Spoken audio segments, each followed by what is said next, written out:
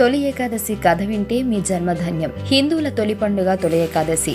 ఆషాఢ శుద్ధ ఏకాదశిని తొలి ఏకాదశి అని పిలుస్తారు. పురాణాల ప్రకారం శ్రీ మహావిష్ణువు క్షీరసాగరంలో శేషతల్పం మీద శయనించి యోగ నిద్రలోకి వెళ్లే సందర్భాన్ని తొలి ఏకాదశిగా పరిగణిస్తారు.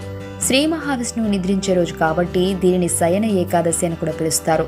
మరి తొలి ఏకాదశి కథ ఏంటనేది మనం ఇప్పుడు తెలుసుకుందాం. తొలి ఏకాదశి నాడు రోజంతా ఉపవాసం చేసి మరుసటి రోజు ఉదయాన్నే ఆలయానికి వెళ్లి ఉపవాస దీక్షను విరమించాలి. దీన్నే తొలి ఏకాదశి వ్రతం అని అంటారు.